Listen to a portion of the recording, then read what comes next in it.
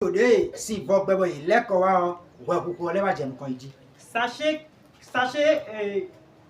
moment où il y a le déluge au temps du Noé et que les choses ont été reprises à nouveau, après, il y a commencé par encore eu d'obéissance, de transgression envers Dieu.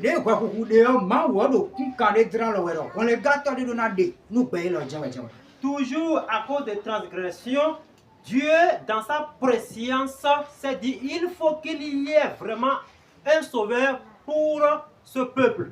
Bon, quand les gars dit Et c'est ainsi Dieu lui-même était en train de voir par quel moyen, à travers qui il va envoyer le sauveur. Bon, et nous voyons que le père d'Abraham, c'est un animiste, c'est un vaudouiste. Et ouais, mais le titre, c'est ainsi que nous expliquons qu'après le temps de Noé, il y a encore eu des transgressions.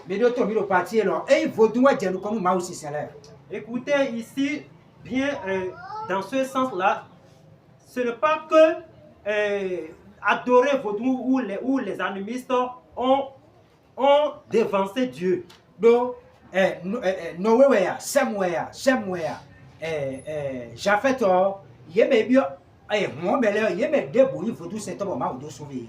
que ça soit Shem, Sem, Japhet ou Noé, tous ceux qui étaient entrés dans l'arche de Noé, aucun d'entre eux n'était un animiste pour que Dieu puisse les sauver. Oui, ton oublié le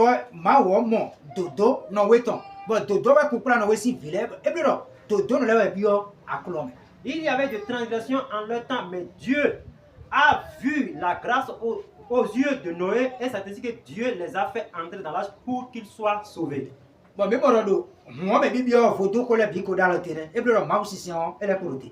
Et nous voyons que avant d'entrer dans l'arche de Noé en ce temps-là, il n'y a plus histoire de vaudou ou d'animisme, mais la parole de Dieu demeurait encore en ce temps-là. Et c'est après cela, après le déluge, qu'il y a encore eu d'autres transgressions. Et lorsque Dieu était en train de voir par quelle voie il pouvait prendre pour envoyer le sauveur, c'est ainsi qu'il a pris par Abraham. Mais Abraham aussi, papa, mais le père d'Abraham s'est manifesté d'une manière ou d'une autre que nous allons expliquer ici.